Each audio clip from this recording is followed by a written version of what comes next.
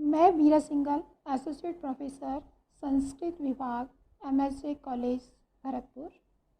मेरे YouTube channel में आपका स्वागत है। प्रिय विद्यार्थियों, मैं आज आपको बताने जा रही हूँ न्यायिकों के अनुसार प्रमाण लक्षण और प्रत्यक्ष प्रमाण। न्यायिकों ने प्रमाण लक्षण को बताने से पहले भट्ट मीमांसक के प्रमाण लक्षण का खंडन किया है। भट्ट मीमांसक का प्रमाण का लक्षण है कि अज्ञान अर्थ का बोधक प्रमाण कहलाता है।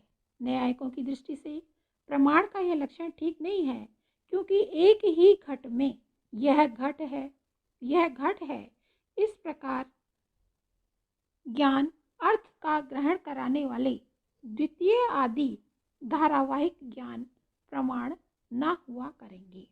यदि प्रतिपक्षी यह कहे कि उन धारावाहिक ज्ञानों का विषय भिन्न भिन्न क्षणों से विशिष्ट होता है, अतः वे अज्ञान अर्थ के ग्राहक हैं, तथा ये कथन भी ठीक नहीं है, क्योंकि प्रत्यक्ष के द्वारा सूक्ष्म काल भेदों का ग्रहण नहीं होता। यदि काल भेदों का ग्रहण हुआ करता तो क्रिया से लेकर संयोग पर्यंत चारों के एक साथ होने का भ्रम न हुआ करता।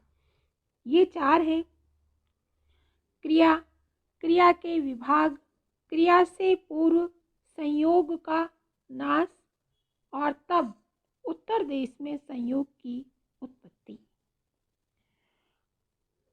तो उन्होंने प्रमाण का लक्षण दिया है प्रमाकरणम प्रमाणम। जो प्रमा कराने वाला है, जो ज्ञान कराने वाला है, वो ही प्रमाण है। तो ये प्रमाण जो है वो चार प्रकार के हैं: प्रत्यक्ष प्रमाण, अनुमान प्रमाण, उपमान प्रमाण और शब्द प्रमाण। प्रत्यक्ष प्रमाण का लक्षण देते हुए उन्होंने कहा साक्षात्कारी प्रमाकरणम प्रमाणम। साक्षात करने वाली प्रमा का करण जो है वो प्रत्यक्ष प्रमाण, और साक्षात करने वाली प्रमा वह है जो इंद्रिय से उत्पन्न है। इस प्रमा के दो भेद हैं, सविकल्पक और निर्विकल्पक। इसका कारण तीन प्रकार का है: कभी इंद्रिय, कभी इंद्रियार्थ सन्निकर्ष और कभी ज्ञान। प्रत्यक्ष प्रमा का कारण इंद्रिय। जब निर्विकल्पक प्रमा फल होती है तब इंद्रियां कारण होती हैं। पहले आत्मा का मन से संयोग होता है, मन का इंद्रिय से और फिर इंद्रिय का अर्थ से, क्योंकि इंद्रियां वस्तु को प्राप्त करके ही प्रकाशित होती हैं। इसके पश्चात अर्थ से सन्निकृष्ट इंद्रिय के द्वारा नाम जाति आदि की योजना से रहित केवल वस्तु का ग्रहण करने वाला यह कुछ है, इस प्रकार का निर्विकल्पक ज्ञान उत्पन्न होता है।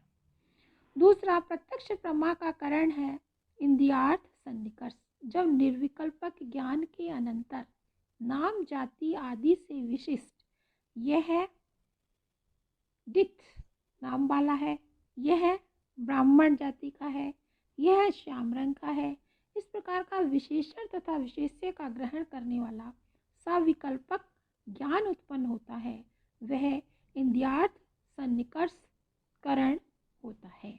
निर्विकल्पक ज्ञान अंतर व्यापार होता है, अवान्तर व्यापार होता है, तथा सविकल्पक ज्ञान जो है वो फल होता है।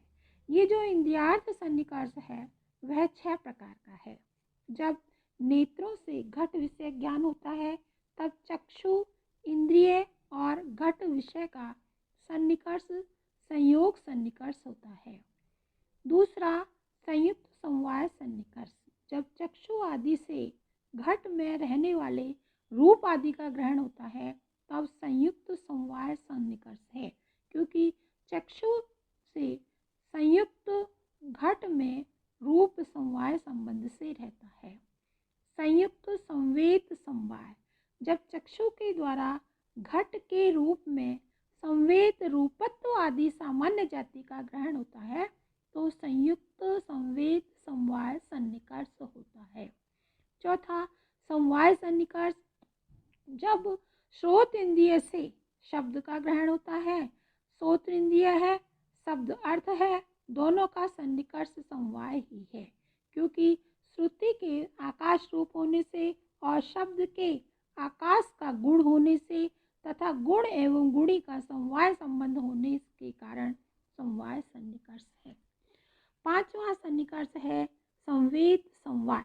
जब शब्द से संवेद शब्दत्व आदि जाति का श्रोत इंद्रिय से ग्रहण किया जाता है तो संवेद समवाय सन्निकर्ष होता है। विशेष से विशेषण भाव इंद्रियार्थ सन्निकर्ष। जब चक्षु से संयुक्त भूतल पर घट का अभाव दिखाई देता है तथा चक्षु से संयुक्त भूतल में घट का अभाव विशेषण है तथा भूतल विशेष से है। इसी विशेष से विशेषण भाव सन्निकर्ष द्वारा अभाव के सदृश समवाय का भी ग्रहण होता है। तो इस प्रकार से ये 6 प्रकार का इंद्रियार्थ सन्निकर्ष है। तीसरा जो करण है, प्रमा का करण, वो है प्रत्यक्ष का करण ज्ञान।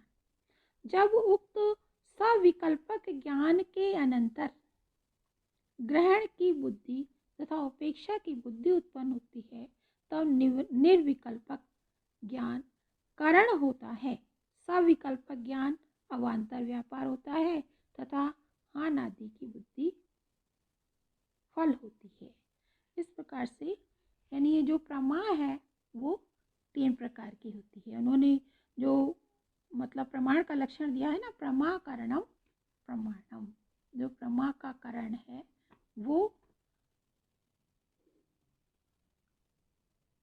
ही उसी को प्रमाण कहते हैं। और ये प्रत्यक्ष प्रमा का करण जो है वो 3 प्रकार का है, इंद्रिय, इंद्रियार्थ सन्निकर्ष और करण। धन्यवाद।